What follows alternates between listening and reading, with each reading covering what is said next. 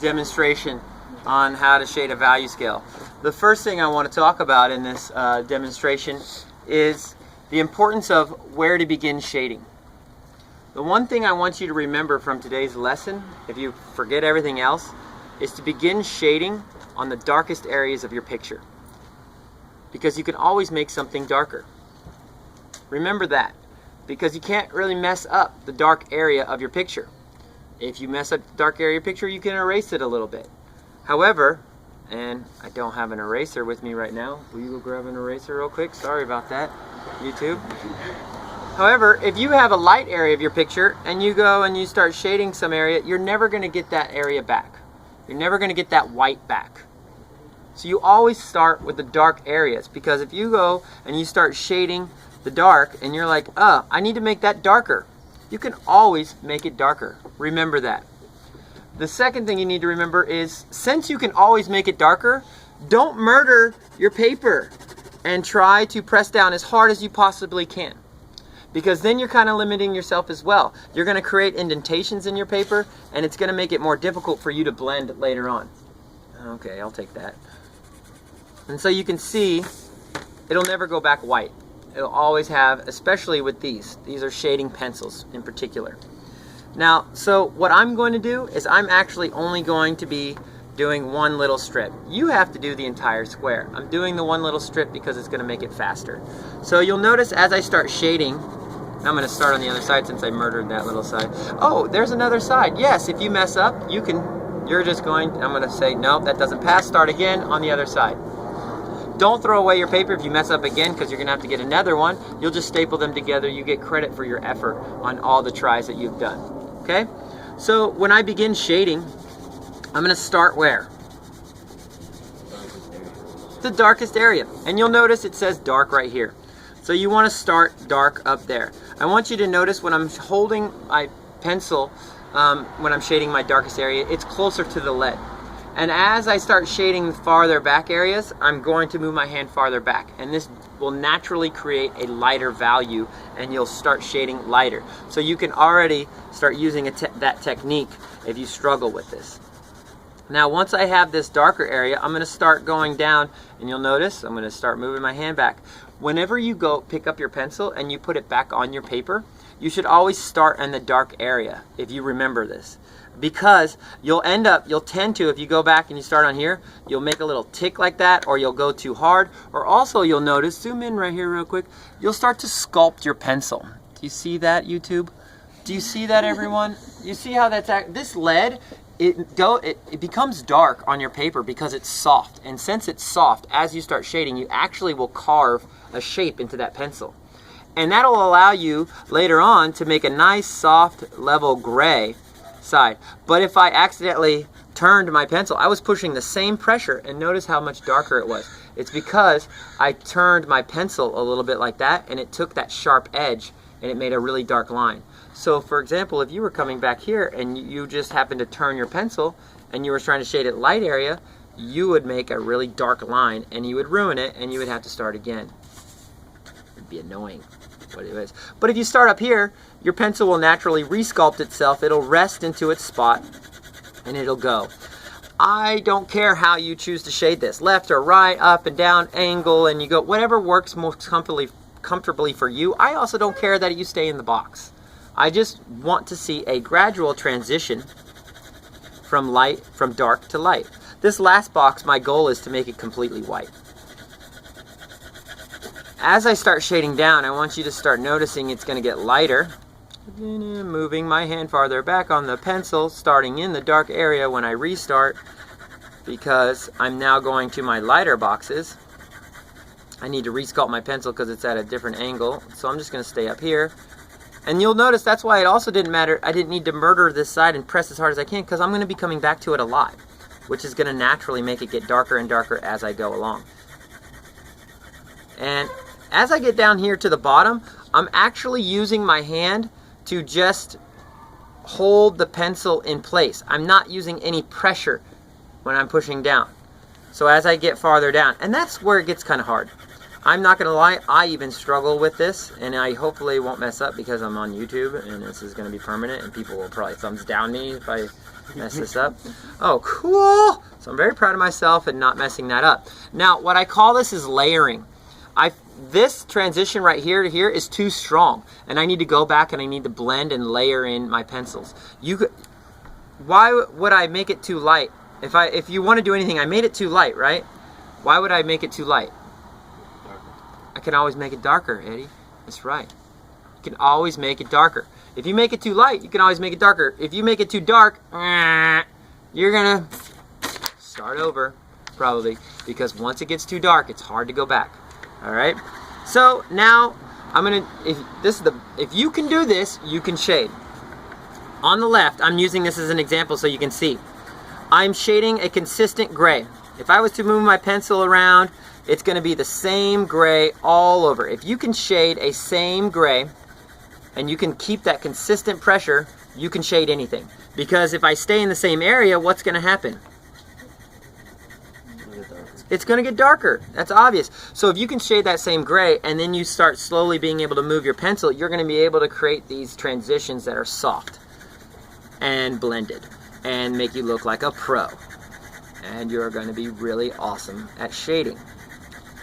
The one thing that this gets really annoying to people is the blending, and it's because they struggle with being able to be consistent. And I'm popping out here every once in a while just to prove to you that I'm not pressing very hard. Notice I'm just staying here, and sometimes I do shorter strokes to get the blending, sometimes I'm doing longer strokes, but I want to keep like this kind of gray right here because I don't want to accidentally come down there. Now I'm going to keep lifting up my pencil. I'm going to get a little bit lighter gray, and you'll notice I'm start bouncing. I come down here, woo, stay away, woo, that's dangerous. Because if I get it too dark, it's going to be too much. I want YouTube to see I'm going to start squinting my eyes. And I'm doing that because it actually allows me to see the transitions. So you'll see when I squint my eyes, I can see, oh, can I see any lines? And I notice right here that these two look the same when I squint my eyes, so I got to bring this darker down. I can do this. Ah! This is very scary. This is very scary.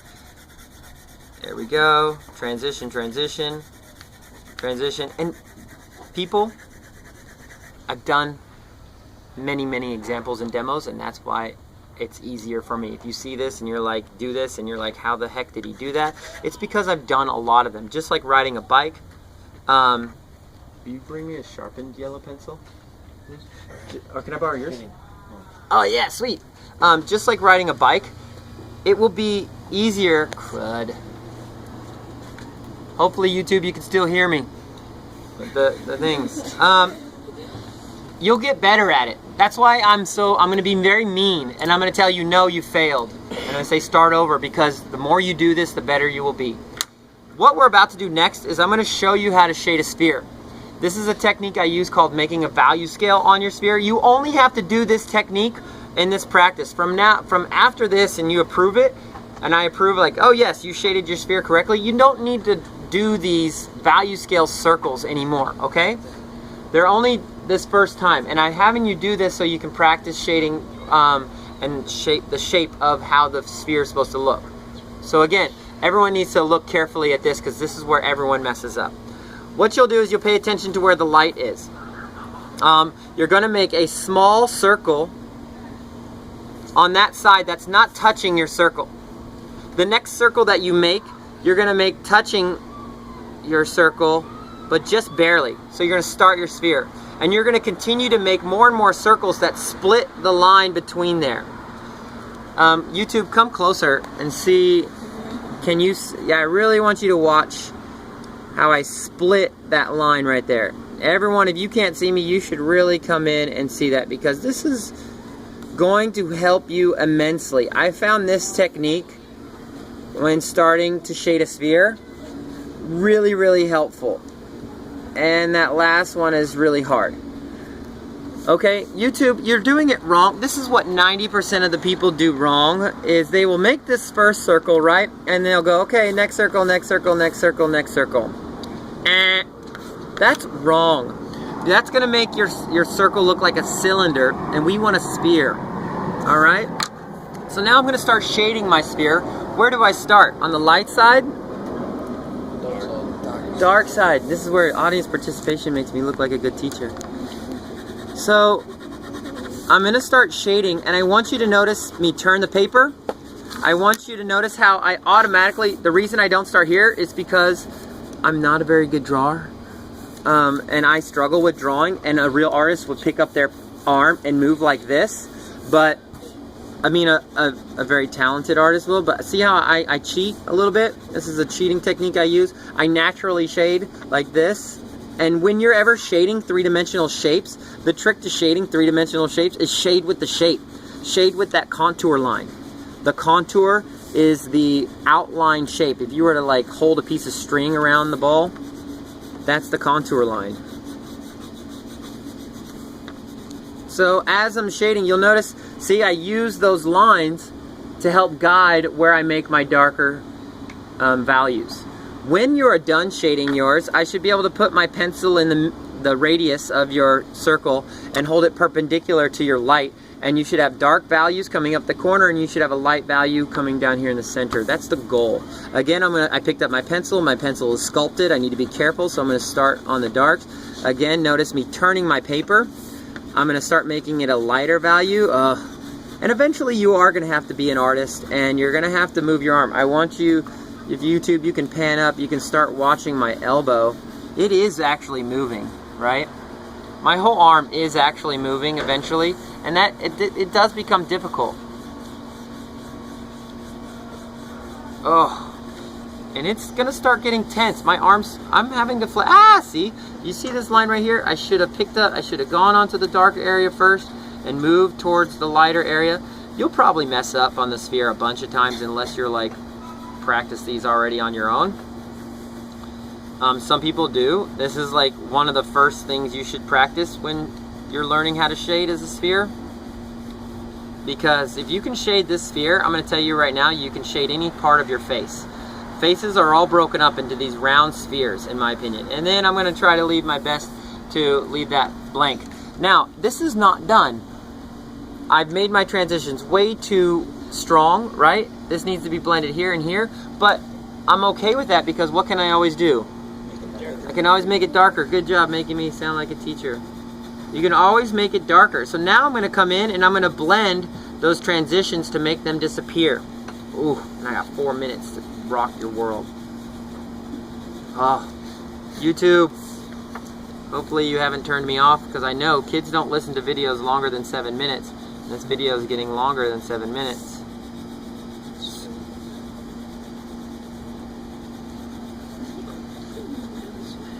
So as you notice, I'll come in here and I'll blend those transitions in, staying with the shape. I've messed up right there. That's okay. Okay, I want to show you this last technique. So I would come in and I would blend that more with my pencil. You can do, there's two techniques. You can use solely your pencil like that, or I'm going to show you the technique of using this. This is called a blending stick. You need a piece of sandpaper with it because you're going to clean it off. Hold it on its side and pull. That cleans it off. Why do you want to do that? Because you don't want to turn this ball into a complete thing of gray, and you could see that. So you could continue working that with solely pencil. You'll get a nice texture, or you can use a blendy stick. The blendy stick will complete. If you choose to use a blendy stick, you got to use the blendy stick for the whole thing because it's going to change your whole value. And as you go between each value, clean it off so that you don't get that solid ball of gray. Notice how I'm still using it like my pencil. I'm still using it in the round shapes. I'm still arcing my hand and following the shape. I'm still turning my paper. Bam, bam, bam. All right. And you can see this will give you a much softer texture. And on this last one, I will go here, and I kind of just like to start with that. And a lot of times what happens is, what I just did, you get rid of all that white area. You don't want to do that. So you take a clean eraser. Hopefully this eraser doesn't have any earwax on it. And notice how I'm erasing in a circle.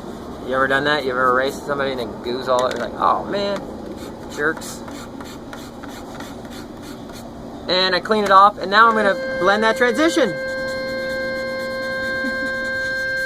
Thank you very much for watching this video. I hope this helps you out. And there's the sphere.